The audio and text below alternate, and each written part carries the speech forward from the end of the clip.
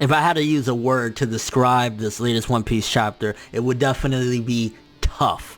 This chapter was tough because between the information we found out regarding Kid, Apu, and everybody that got fucked over by Big Mom, and then at the same time Luffy versus Cracker, yo, I'm not even gonna lie, that shit was intense because it's like, you gotta think for a second. We have the captain of the Straw Hats, Luffy, you know, he's supposed to be the end-all be-all strong person for the Straw Hats, and he's fighting one of the executives, and from the get-go, one of his biggest techniques, Gear Third, does nothing. So with the opening of the fight, I'm thinking, okay, Luffy might just go Gear Second, you know, give him. He went straight to Gear Third. Don't get me wrong, there's still Gear Fourth, but he went to Gear Third, and Cracker's haki is just non-stop impenetrable. So it's definitely building up yet again that Big Mom's people, the Yonko crews, are no fucking joke. And Cracker demonstrated that very well in this chapter of One Piece when fucking Luffy going Gear Third, and he was able to block that shit and then take Luffy down to the ground and talk shit to him. I'm thinking to myself like, yes, this is exactly how you fucking do it. This is how you build up people and then showcase they're no joke. Although I ain't gonna lie, I felt the way Cracker was handling all them swords and shit like that, it would have been beast to see Zoro go up against him. And I know that probably would have been cliche and standard, like, you know, one executive, one straw hat, Luffy takes the lead or whatever, but the way he handled the sword game, and since Zoro want to be the greatest swordsman in the world, it would have been a perfect fight because this is one of the bigger people out there. This is one of the top people of one of the Yonkos in the world.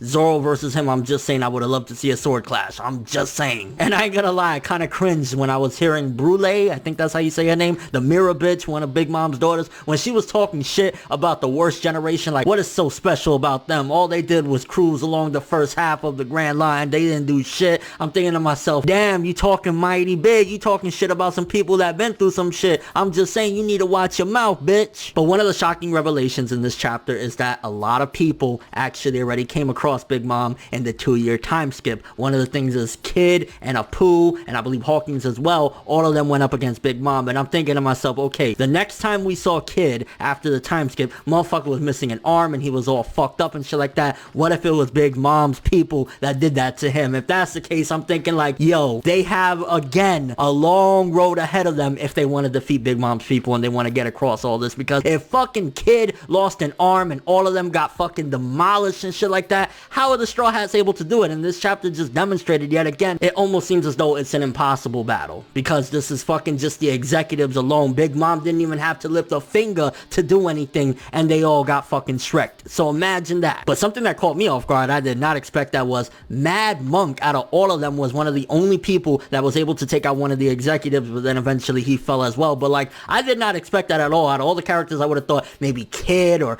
Hawkins or somebody, one of them, but Mad Monk did shit. I mean, Capone, I ain't gonna lie, the way he's doing things, he's trying to be slick and shit about it. Like, you know, Capone ain't really trying to bow down to nobody. He's playing his cards right. He's trying to be strategic or whatever. But like, Mad Monk, props to him. Even though he ended up getting fucked over, still, he did some shit. Although I'm kind of questioning because they were saying, oh, he's probably somewhere laying there, his corpse is rotting and shit like that. But if I'm not mistaken, maybe I'm wrong, didn't we see him up there when Kaido was ready to jump down from the fucking heavens and shit like that? Wasn't he next to Kaido? Now, he looked like he was shocked to see Kaido, so maybe Kaido came out of nowhere. I don't know if he's rocking with Kaido or he just happened to be up there, but it's kind of interesting to see that he was up there, so he didn't die. He survived the bout with Big Mom's people. And props to Nami. I ain't gonna lie, props to Nami for, even though Brule can still come back through the mirrors and shit like that, she at least got one of Big Mom's kids. So I'm like, even though Chopper didn't do shit, he pretty much like tried to hold people back and ended up getting sucked into the mirror. At least Nami got a hit on Brule. And of course, yet again, using the setup that Oda had previously. Like, it's crazy because this was Thriller Bark time where he set up the Vivri card, and now that's actually going to be used as a weapon or an advantage to the Straw Hats for Nami being strategic and saying, yo, I'm using this shit to my advantage. Like,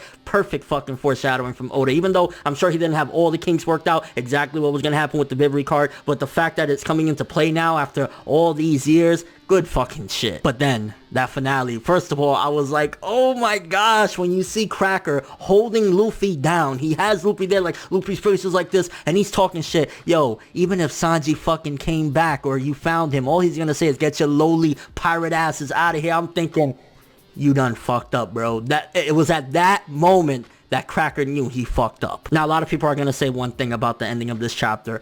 Oh, friendship. People come at fairy tale, this and that. Friendship. And, you know, he got mad about his friend and ended up one-hit KOing. First of all, we don't know if Cracker is out with one-hit KO because he did make a grunt at the end. Although it was kind of out there that Luffy just came with one punch. But you got to think for a second. Hold on. This is one of the executives for a Yonko. Mind you, this isn't even Big Mom yet. One executive from a Yonko. Luffy got his ass pretty much kicked for the most part and had to go gear forth his maximum transformation and catch this guy off guard to get that because he thought, I got this little piece of shit on the ground. I'm talking shit to him. So it was kind of like I caught him off guard. I had to use everything I had and he's not even the big boss yet and I already took a beating. So yeah, I don't think it's one of those ass pulls. It's more so like this is a struggle and he happened to get him off guard with that Kong gun, baby. That was, I ain't gonna lie, the ending of this chapter was hype and all around the chapter just had a lot of hype to it. One Piece, when they do some fucking epic fights, they make it epic. And honestly, for an executive and Luffy having to go all out already, fucking epic shit. Honestly, this chapter very good to great. I want to say anywhere from 8.5 to 9 for an action-packed chapter, getting past Cracker, and at the same time, like everything that was built into it, going back to how important the Vivi card was that Lola gave back in Thriller Bark, everything about this chapter. Honestly, no, fuck it. We're giving it the 9. It was a great chapter. I know people are going to complain about the way Luffy took out Cracker, but again, we don't know if Cracker's completely out cold yet. He was making some moaning sounds while he was on the floor, and Luffy caught him off guard with his maximum strength. And if it took all of this to get out one of the executives, come on. There's no way he's going to be able to take on Big Mom. But let me know what you guys think about this chapter. First of all, how do you feel about that finale with the Cracker and Luffy fight? Do you think Cracker got taken out too easily? Do you think he's completely out the game yet, or he's going to get back up? Also, what do you think this means for the potential final fight between Luffy and Big Mom if he's doing all of this to take out an executive and they're still nowhere near what Big Mom should be? And your overall thoughts of the chapter? How do you feel about Kid and all of them getting fucked over by Big Mom as well? Like, the fucking New World has been vicious to these people. The worst generation had a bad time. But thanks for watching. Hope you enjoyed. If you liked anything I had to say or enjoyed the video, drop me a like. I'd greatly appreciate it. And if you want more from me, make sure to subscribe, follow me on Twitter, Instagram, and stalk my Facebook to get more when the video ends. I'm ForneverWorld, and as always, people, have an awesome day. Cause Cracker sure as hell ain't.